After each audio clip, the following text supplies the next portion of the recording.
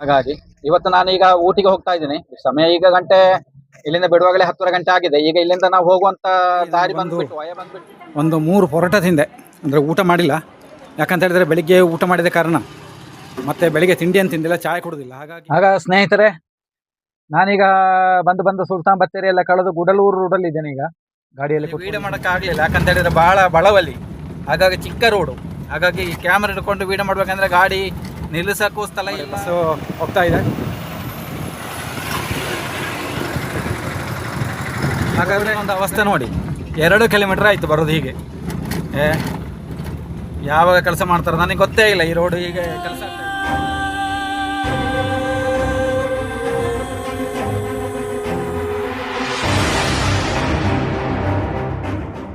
Hello ನನ್ನ ಸ್ನೇಹಿತರೆ, Usha Venkateshwara blog ಚಾನೆಲ್ಗೆ ನಿಮಗೆಲ್ಲರಿಗೂ ಸ್ವಾಗತ.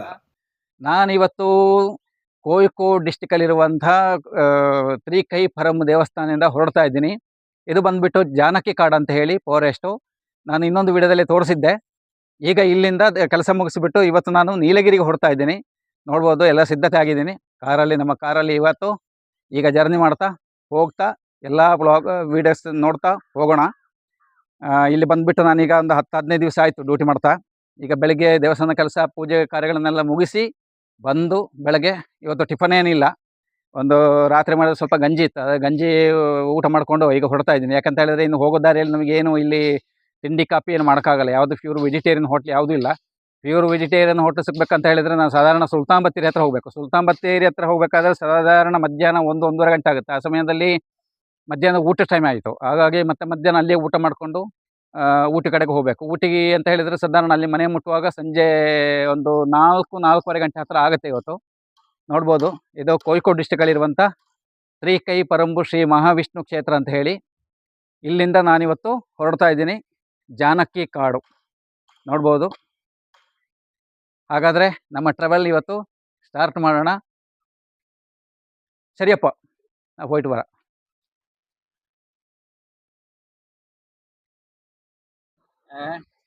ಬರುವಾಗ ಅವರು ಕಮಿಟಿಯವರು ನನಗೆ 2 ಹಲಸಿನಕಾಯಿ ಕೊಟ್ಟರು ತಕೊಂಡು ಹೋಗ್ಲಿಕ್ಕೆ. ಹಾಗೆ ತೆಂಗಿನಕಾಯಿ ಕೊಟ್ಟರು, ಅದನ್ನೆಲ್ಲ ತಕೊಂಡು ಹೋಗ್ತಾ ಇದ್ದೀನಿ. ಅಲ್ಲಿ ವಿಡಿಯೋ ಮಾಡ್ಲಿಕ್ಕೆ ಆಗ್ಲಿಲ್ಲ, ಅವರ ಮುಂದೆ ಸುಮ್ಮನೆ ಬೇಡ ಅಂತ ಹೇಳಿ ಅನಿಸ್ತು. ಹಾಗೆ ನೋಡಿ, ಇದೆಲ್ಲ ಕೇರಳದವರ ಒಂದು ಮನೆ. ಎಲ್ಲರೂ ಇಲ್ಲಿ ಹೆಚ್ಚಾಗಿ ಕೇರಳದವರು ದುಬೈಯಲ್ಲಿ ಕೆಲಸ ಮಾಡುವಂಥ, ದುಬೈಯಲ್ಲಿ ಹೋಗಿ ಕೆಲಸ ಮಾಡಿ ಬಂದು ಒಂದು ದೊಡ್ಡ ದೊಡ್ಡ ಒಂದು ಮನೆಗಳನ್ನು ಇಲ್ಲಿ ಕಟ್ತಾರೆ.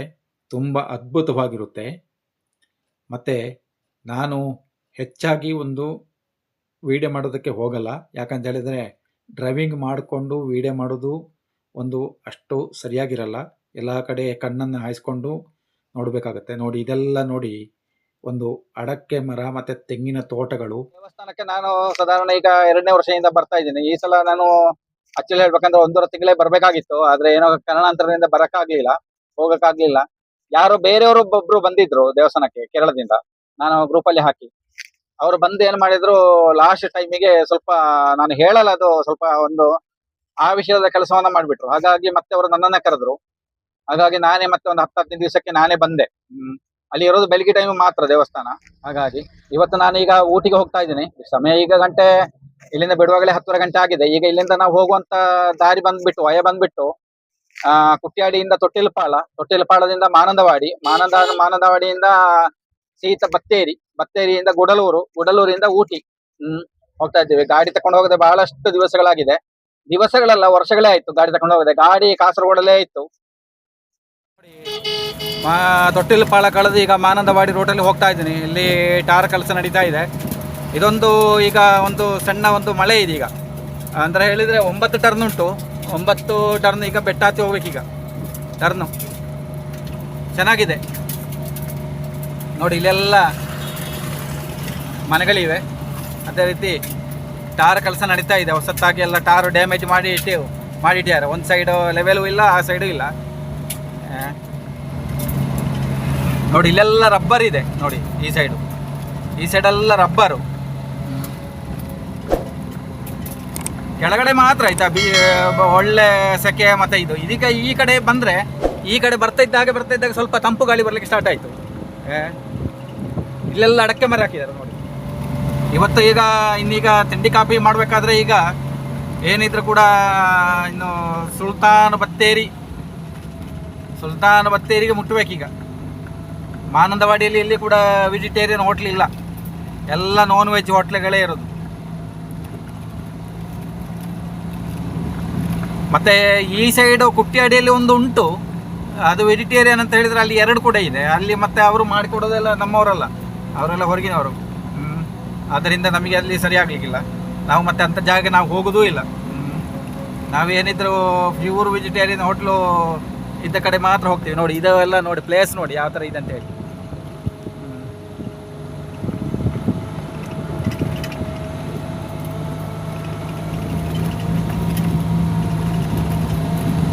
ಮೆಲ್ಲಗೆ ಹೋಗಿ ಸಂಜೆ ತಲುಪಿದ್ರೆ ಸಾಕು.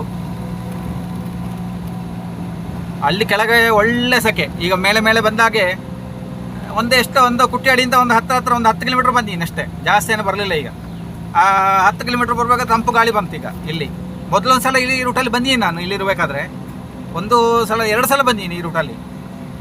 ಈಗ ಇದು 3ನೇ ಬಾರಿ ಬರ್ತಾ ಇರೋದು. ಅಂದರೆ ಒಂದು ಸಲ ಕೊಟ್ಟಿಯೂರಿಗೆ ಗಾಡಿಯಲ್ಲಿ ನಾನು ಹೋಗಿದ್ದೀನಿ, ದೇವಸ್ಥಾನದವ್ರ ಜೊತೆಗೆ ಕೊಟ್ಟಿಯೂರಿಗೆ ಹೋಗಿದ್ದೀನಿ. ಕೊಟ್ಟಿಯೂರು ಅಂತ ಹೇಳಿದರೆ ಪ್ರತಿ ವರ್ಷದಲ್ಲಿ 1 ಸಲ ತೆಗೆಯುವಂತಹ ಜಾಗ.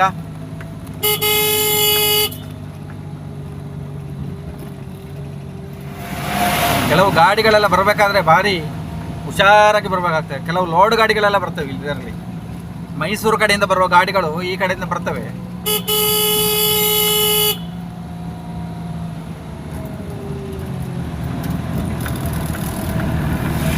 ನೋಡಿ ಇದು ತಮಿಳುನಾಡು ಗಾಡಿ ಬರ್ತಾ ಇದೆ.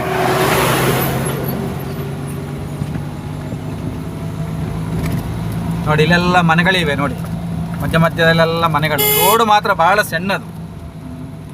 ಇದರಿಂದ ಬಸ್ಗಳೆಲ್ಲ ಬಂದರೆ ಇದೊಂದು ದೊಡ್ಡ ಒಂದು ಇಲ್ಲಿ ಕಟ್ಟಿಂಗ್ ಇದೆ.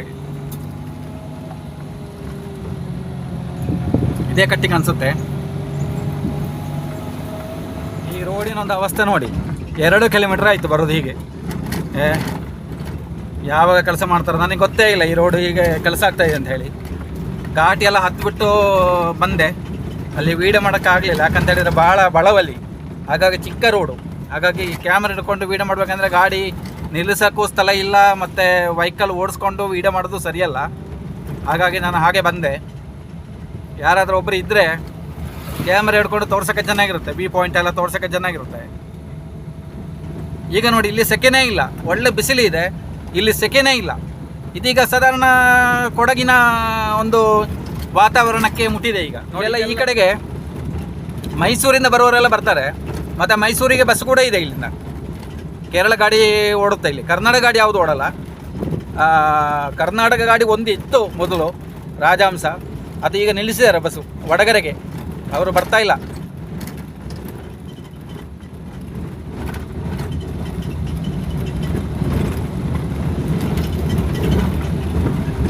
ನೋಡಿ ಇಲ್ಲೆಲ್ಲ ಬಾಳೆ ತೋಟ ಹಾಕಿದ್ದಾರೆ ನೋಡಿ, ಎಲ್ಲ ಬಾಳೆ ತೋಟ. ಇಲ್ಲೆಲ್ಲ ಬಾಳೆ ತೋಟ ಕೃಷಿ ಮಾಡಿದ್ದಾರೆ. ಇಲ್ಲಿ ಬಾಳೆಗೆ ಏನು ದೊಡ್ಡ ಇದೇನಿಲ್ಲ.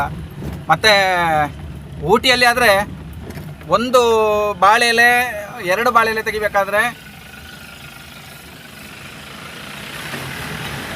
2 ಬಾಳೆ ಎಲೆ ತೆಗಿಬೇಕಾದ್ರೆ 10 ರೂಪಾಯಿ ಕೊಡಬೇಕು. ಅದು ಎಲೆದು. ಇಲ್ಲಿ ಹಾಗೆ ಒಂದು ಒಳ್ಳೆ ಸ್ಟ್ರಾಂಗ್ ಆಗಿರುವಂಥದ್ದು ಯಾವುದು ಸಿಗಲ್ಲ. ಅಂದರೆ ಎಲೆ ಮುಟ್ಟಿದರೆ ಹರಿದು ಹೋಗುತ್ತೆ ಆ ಥರದ್ದು. ಇಲ್ಲೆಲ್ಲ ಎಷ್ಟು ಒಳ್ಳೆ ಎಲೆ ಸಿಗುತ್ತೆ, ಫ್ರೀಯಾಗಿ ಕೊಡ್ತಾರೆ ನೋಡಿ. ಹಬ್ಬ 2 ಕಿಲೋಮೀಟ್ರ್ ಬಂದ ಮೇಲೆ ಇಲ್ಲಿ ಈಗ ರೋಡು ಟಾರ್ ರೋಡು ಸಿಗ್ತಾ ಇದೆ ನೋಡಿ. ಇಲ್ಲಿ ಕೂಡ ಬಾಳೆ ತೋಟ ನೋಡಿ, ಒಳ್ಳೆ ಬಾಳೆ ತೋಟ. ಕೇರಳದಲ್ಲಿ ಎಲ್ಲಿ ಹೋದ್ರೂ ಒಂದು ಬಾಳೆಹಣ್ಣಿಗೆ ಅಂತ ಕೊರತೆ ಇಲ್ಲ. ಒಳ್ಳೊಳ್ಳೆ ಬಾಳೆಹಣ್ಣು, ಎಲ್ಲ ಥರದ ಬಾಳೆಹಣ್ಣು ಸಿಗುತ್ತೆ. ಅದರಲ್ಲಿ ನಾನು ಒಂದು 3 ತಿಂಗಳ ಹಿಂದೆ ಡೆಲ್ಲಿಗೆ ಹೋಗಿದ್ದೆ. 3 ತಿಂಗಳ ಹಿಂದೆ ಡೆಲ್ಲಿಗೆ ಹೋಗಿದ್ದಾಗ ಅಲ್ಲಿ ಸಿಗುವ ಬಾಳೆಹಣ್ಣು, ಪಚ್ಚೆ ಬಾಳೆಹಣ್ಣು ಬಿಟ್ಟರೆ ಆ ಊರಲ್ಲಿ ಬೇರೆ ಯಾವ ಬಾಳೆಹಣ್ಣು ನಿಮಗೆ ಸಿಗಲ್ಲ, ಎಲ್ಲಿಯೂ ಸಿಗಲ್ಲ. ದೇವಸ್ಥಾನಕ್ಕಾಗಿರ್ಬೋದು, ಯಾವುದು ಮೈಸೂರಾಗಲಿ ಕದಲೆ ಆಗಲಿ ಯಾವುದು ಸಿಗಲ್ಲ. ಇವತ್ತು ಮತ್ತೆ ಅದೇ ಹಣೆ ಬರ ಮಾರ್ರೆ, ಸೆಕೆಂಡ್ ಗೇರಲ್ಲೇ ಹೋಗಬೇಕು. ಇವತ್ತು ಯಾರ ಏನು ಕರ್ಮನೇ ಏನೋ ಇದು ರೋಡು. ಈ ರೋಡಲ್ಲಿ ಹೋಗಿ ಮುಟ್ಟೋದು ಯಾವಾಗ ಮಾರ್ರೆ? ಪೆಟ್ರೋಲ್ ಹಿಡಿಯೋದಕ್ಕೆ ಈ ರೋಡಿಗೆ ಬೇಕಲ್ಲ. ಆದರೆ ಒಂದು ಮತ್ತೆ ರೋಡ್ ಏನಂತ ಹೇಳಿದರೆ ಒಂದು ಅಗಲೀಕರಣ ಆಗೋದು ಒಂದು ಒಳ್ಳೆಯ ಕೆಲಸನೇ. ಯಾಕಂತ ಹೇಳಿದರೆ ಇಲ್ಲಿ ಸಿಕ್ಕಾಪಟ್ಟೆ ವೆಹಿಕಲ್ಗಳು ಬರೋ ಕಾರಣ ನಾವು ಮತ್ತೆ ಯಾವತ್ತಾದರೂ ಬರೋದಲ್ವ, ಒಂದು ಸಲ ಏನು ತೊಂದರೆ ಇಲ್ಲ, ಏನು ಮಾಡೋಕ್ಕಾಗುತ್ತೆ, ನಾವು ಹೋಗಲೇಬೇಕು ಅಂದಮೇಲೆ ಹೋಗಲೇಬೇಕು. ಮೈಲೇಜ್ ಸಿಗಲ್ಲ ಅಂತೇಳಿ ಅಷ್ಟೇ, ಬೇರೆ ಏನಿಲ್ಲ. ಪೆಟ್ರೋಲ್ ಚೆನ್ನಾಗಿ ಹೋಗುತ್ತೆ. ನೋಡಿ ಇಲ್ಲೆಲ್ಲ ಬಾಳೆ ತೋಟ, ಇದೆಲ್ಲ ಒಣಗಿದೆ. ಇಲ್ಲಿ ಈ ಕಡೆ ಸ್ವಲ್ಪ ಬಾಳೆ ತೋಟ ಇದೆಲ್ಲ ನೋಡಿ ಒಳ್ಳೆ ಚೆನ್ನಾಗಿದೆ.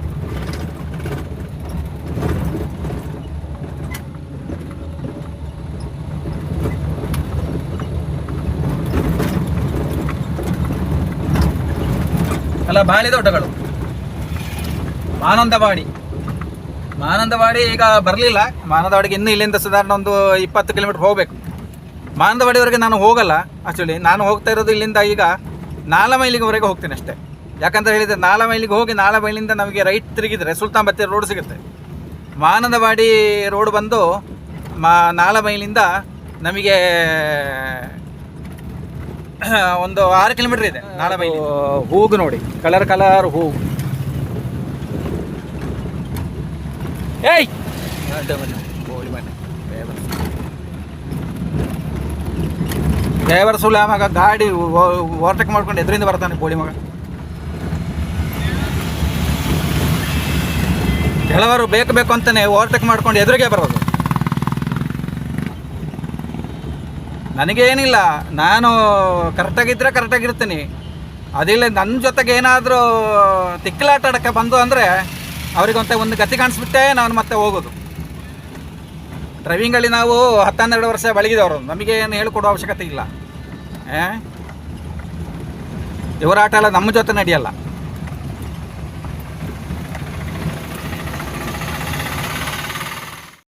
ಹಾಗೆ ನಾನೀಗ 4 ಮೈಲೆಲ್ಲ ಕಳೆದು ನಾನು ಈಗ ಹೋಗ್ತಾ ಇದ್ದೀನಿ ಸುಲ್ತಾನ್ ಬತ್ತೇರಿ ಟೋಟಲಿ ಹೋಗ್ತಾ ಇದ್ದೀನಿ. ನೋಡ್ಬೋದು, ಇಲ್ಲಿ ಚರ್ಚೋದು ನೋಡ್ಬೋದು, ತುಂಬ ಅದ್ಭುತವಾಗಿದೆ ರೋಡ್ ಕೂಡ. ಸ್ನೇಹಿತರೆ, ಹಾಗೆ ನಾನೀಗ ಸುಲ್ತಾನ್ ಬತ್ತೇರಿ ಎಲ್ಲ ಬಂದು ನಾನೀಗ ಗುಡಲೂರು ರೋಡಲ್ಲಿದ್ದೇನೆ. ಸಮಯ ಬಂದುಬಿಟ್ಟು ಈಗ 2 ಗಂಟೆ ಹತ್ತಿರ ಆಗಿದೆ. ನೋಡ್ಬೋದು, ಇದೇ ನಮ್ಮ ಒಂದು ಕಾರು. ಒಳಗಿನ ಒಂದು ಭಾಗ ಸ್ವಲ್ಪ ಲಗೇಜ್ ಎಲ್ಲ ಇದೆ. ಈಗ ಇಲ್ಲಿಂದ ನಾವು ಸ್ವಲ್ಪ ಹೋಗಬೇಕಾದ್ರೆ ಸ್ವಲ್ಪ ರೂಲ್ಸ್ಗಳೆಲ್ಲ ನಾವು ಪಾಲನೆ ಮಾಡಬೇಕಾಗತ್ತೆ. ಏನಪ್ಪ ಅಂತ ಹೇಳಿದರೆ, ಇದು ಪ್ಲಾಸ್ಟಿಕ್ಕು, 7 ಅಪ್ ಬಾಟ್ಲಿ, ನೀರಿನ ಬಾಟ್ಲಿ, ಪ್ಲಾಸ್ಟಿಕ್ ಕವರ್ಗಳು ಇದೆಲ್ಲ ಇದ್ದರೆ ಚೆಕ್ ಪೋಸ್ಟಲ್ಲಿ ಮುಂದೆ ತಪಾಸಣೆ ಮಾಡುವಾಗ ಫೈನ್ ಮಾಡ್ತಾರೆ. 500ರಿಂದ 1000 ರೂಪಾಯಿ ಫೈನ್ ಮಾಡ್ತಾರೆ. ಯಾಕಂತ ಹೇಳಿದರೆ ಇನ್ನು ಸ್ವಲ್ಪ ಒಂದು 5-6 ಕಿಲೋಮೀಟ್ರ್ ಮುಂದೆ ಹೋದರೆ ನಮಗೆ ಈಗ ನೀಲಗಿರಿ ಒಂದು ಚೆಕ್ ಪೋಸ್ಟ್ ಸಿಗುತ್ತೆ. ಅಲ್ಲಿಂದ ಶುರುವಾಯಿತು ನಮಗೆ ನೀಲಗಿರಿ. ಹಾಗಾಗಿ ನಾನು ಸುಲ್ತಾನ್ ಬತ್ತೇರಿಯಲ್ಲಿ ಊಟ ಮಾಡೋಣ ಅಂತೇಳಿ ಅಂದ್ಕೊಂಡೆ. ಅದು ಸುಲ್ತಾನ್ ಬತ್ತೇರಿಯಲ್ಲಿ ಊಟ ಮಾಡೋದಕ್ಕೆ ಬೇಡ ಅಂತೇಳಿ ಆಯಿತು, ಗುಡಲೂರಲ್ಲಿ ಊಟ ಮಾಡುವಂತ ಆಯಿತು. ಯಾಕಂದರೆ ಸುಲ್ತಾನ್ ಬತ್ತೇರಿಯಲ್ಲಿ ಅದು ನೋಡಿದರೆ ಹೋಟೆಲು ನನಗೆ ಯಾಕೋ ಸ್ವಲ್ಪ ಬೇಡ ಅಂತ ಅನಿಸ್ಬಿಟ್ಟು ನಾನು ಸೀದಾ ಬಂದೆ. ಹಾಗೆ ಕಾರಲ್ಲಿ ಹಾಗೆ ಒಂದು 4-5 ಬಾಟ್ಲೆಲ್ಲ ಇತ್ತು, 1-2-3 ಕವರೆಲ್ಲ ಇತ್ತು. ಅದು ತೆಗೆದು ಇಲ್ಲಿ ಹೊರಗೆ ಬಿಸಾಕ್ತಿದ್ದೆ ನಾನು. ಹಾಗಾದರೆ ಸರಿ, ಇಲ್ಲಿಂದ ಈಗ ನಮ್ಮ ಒಂದು ಜರ್ನಿಯನ್ನು ಶುರು ಮಾಡೋಣ. ಅಲ್ಲಿ ಬರಬೇಕಾದ್ರೆ ಚೆಕ್ ಪೋಸ್ಟಲ್ಲಿ ತಪಾಸಣೆ ಮಾಡ್ತಾರೆ ಅಂತೇಳಿ ಅಂದ್ಕೊಂಡೆ. ಆದರೆ ಮಧ್ಯಾಹ್ನ ಟೈಮು ಊಟಕ್ಕೆ ಹೋಗಿರಬೇಕು, ಹಾಗಾಗಿ ಯಾರೂ ಇದ್ದಿಲ್ಲ ಅಲ್ಲಿ. ಹೋಗಿ ಅಂತಂದರು ಒಬ್ಬರು. ಈಗ ನಾನು ಹತ್ರ ಬಂದು ದೇವಸೂಳ ಅನ್ನುವ ಒಂದು ಜಂಕ್ಷನ್ ಮುಟ್ಟಿದ್ದೀನಿ. ಈಗ ಇಲ್ಲಿಂದ ನೀಲಗಿರಿ ನಮಗೆ ಪ್ರಾರಂಭವಾಗಿದೆ. ಈಗ ನೋಡಿ, ಈ ಒಂದು ರಸ್ತೆ ನೋಡಿ, ಒಂದು ರೌಂಡ್ ಇದು. ಆ ಕಡೆಯಿಂದ ಹಾಗೆ ಬಂದು ನೋಡಿ, ಬಸ್ಸು ಹೋಗ್ತಾ ಇದೆ ನೋಡಿ ಅಲ್ಲಿ.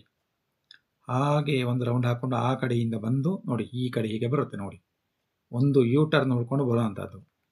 ಮತ್ತು ಇದು ಗುಡಲೂರಿಗೆ ಈಗ ಇಲ್ಲಿಂದ ಒಂದು 6-7 ಕಿಲೋಮೀಟರ್ ಇದೆ ಇನ್ನು ಅಂತರ ಗುಡಲೂರಿಗೆ. ನೋಡಿ, ಇದೆಲ್ಲ ಇಲ್ಲಿ ಟೀ ಎಸ್ಟೇಟ್ ಇದೆ. ಅದೇ ರೀತಿ ನೋಡಿ, ಕೆಳಗಡೆ ಎಲ್ಲ ಹಸುಗಳು, ಸುಮಾರು ಹಸುಗಳು ಚೆನ್ನಾಗಿ ಮೇಯ್ತಾ ಇದೆ ನೋಡಿ. ಇವರ ಮನೆಯೆಲ್ಲ ಎಲ್ಲಿ ಬರುತ್ತೆ ಅಂತಲೇ ಗೊತ್ತಾಗಲ್ಲ. ಇಲ್ಲಿ ಮನೆಗಳು ಒಂದು ಕಾಣಲ್ಲ, ಆದರೆ ಹಸುಗಳನ್ನು ತಗೊಂಡು ಬಂದು ಇಲ್ಲಿ ಬಿಟ್ಟಿದ್ದಾರೆ ನೋಡಿ. ಇನ್ನು ಗುಡಲೂರಿಗೆ ನಾವು ಇಲ್ಲಿಂದ ಈಗ ಹೋಗಬೇಕು. ಸಮಯ ಈಗ ಹತ್ತತ್ರ 2:45 ಆಯಿತು. ಗುಡಲೂರಿಗೆ ಹೋಗುವಾಗ 3 ಗಂಟೆ ಆಗುತ್ತೆ. ನಾನೀಗ ಸುಲ್ತಾನ್ ಬತ್ತೇರಿಯಿಂದ ಸಾಧಾರಣ ಒಂದು ಗುಡಲೂರಿಗೆ 44 ಕಿಲೋಮೀಟರ್ ಅಂತರ ಇದೆ.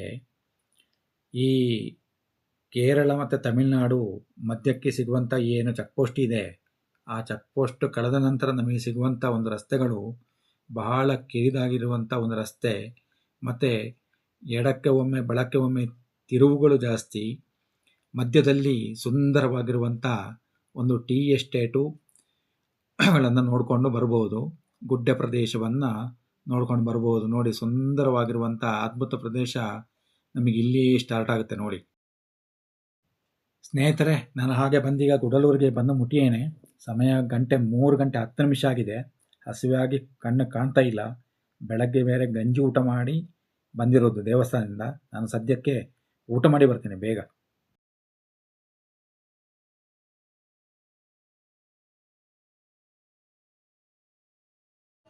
ಹಾಗೆ ಸ್ನೇಹಿತರೆ, ನಾನೀಗ ಸದ್ಯಕ್ಕೆ ಈಗ ಗೂಡಲೂರಲ್ಲಿ ನಾನು ಬಂದು ಒಂದು 3 ಪರೋಟ ತಿಂದೆ.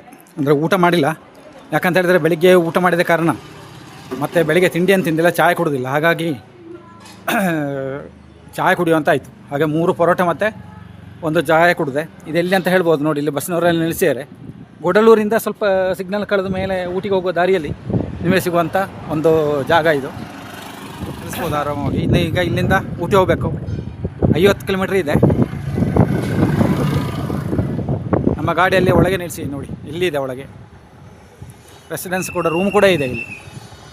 Udupi home restaurant, Gudalur. ಸರಿ, ಹಾಗಾದರೆ ನಾನು ಇಲ್ಲಿಂದ ಈಗ ಹೊರಡ್ತೀನಿ. ಮತ್ತು ಇನ್ನೊಂದೇನೆಂದರೆ, ದಾರಿ ಮಧ್ಯದಲ್ಲಿ ಈಗ ಹೋಗಬೇಕಾದ್ರೆ ವೀಡಿಯೋ ಮಾಡೋಕ್ಕಾಗಲ್ಲ.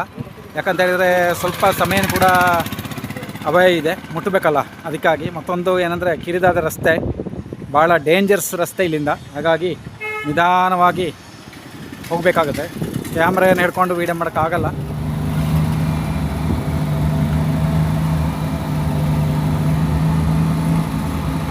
ತಣ್ಣಗಿದೆ ಇಲ್ಲಿ.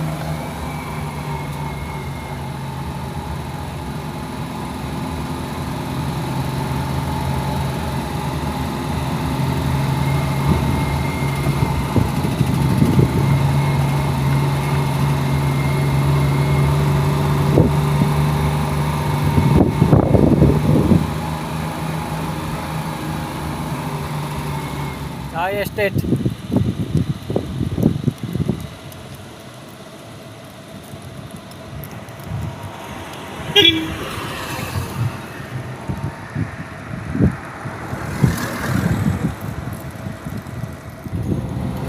ಎಷ್ಟಾಗುತ್ತಷ್ಟು ವೀಡಿಯೋ ಮಾಡ್ಕೊಂಡು ಹೋಗ್ತೇನೆ.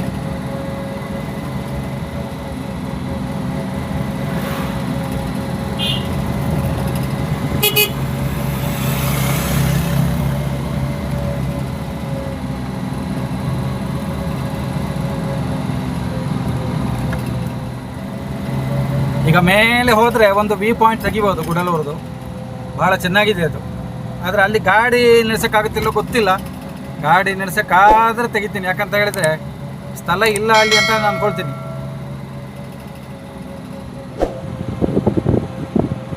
ಮೇಲೆ ಹತ್ತಿ ಹೋಗ್ಬೇಕೀಗ. ಹಾಗೆ ನಾನು ಬಂದು ಈಗ ನೋಡಿ ಬಂದು ಮುಟ್ಟಿದ್ದೀನಿ ನೋಡಿ, ಇಲ್ಲಿಗೆ ಮನೆ ಹತ್ರ ಬಂದು ಮುಟ್ಟಿದ್ದೀನಿ. ಕರೆಕ್ಟ್ ಟೈಮು 5:30 ಗಂಟೆ ಬಂದು ಮುಟ್ಟಿದ್ದೀನಿ. ಅಂದರೆ ಇಲ್ಲಿ ಗಾಡಿ ನಿಲ್ಲಿಸೋಕ್ಕೆ ಇಲ್ಲಿ ಸ್ಥಳ ಇಲ್ಲ. ಹಾಗಾಗಿ ಸ್ವಲ್ಪ ಕೆಳಗೆಲ್ಲ ಹೋಗಿ ಮತ್ತೆ ವಾಪಸ್ ಬಂದೆ.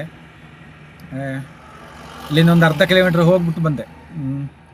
ಮನೆ ಬಂದುಬಿಟ್ಟು ನಮ್ಮದು ಇಲ್ಲೇ ಕೆಳಗೆ, ಆ ಕಡೆ ರೋಡು ಕ್ರಾಸ್ ಮಾಡಿ ಕೆಳಗೆ ಹೋಗಬೇಕು. ಗಾಡಿ ಇಲ್ಲೇ ನಿಲ್ಲಿಸೋದು ಸೈಡಲ್ಲಿ ಪಾರ್ಕಿಂಗಲ್ಲಿ. ಈಗ ಇಲ್ಲಿ ನಿಲ್ಲಿಸೋಕ್ಕೆಲ್ಲ ಸ್ಥಳ ಇಲ್ಲ. ಹಾಗಾದರೆ ಈ ವಿಡಿಯೋನ ನಾನು ಇಲ್ಲಿಗೆ ಮುಗಿಸ್ತಾ ಇದ್ದೀನಿ. ಇನ್ನೊಂದು ವಿಡಿಯೋದಲ್ಲಿ ನಿಮ್ಮ ಜೊತೆಗೆ ಸಿಗ್ತೀನಿ ಅಂತ ಹೇಳ್ತಾ ನಿಮಗೆಲ್ಲರಿಗೂ ಬಾಯ್ ಬಾಯ್.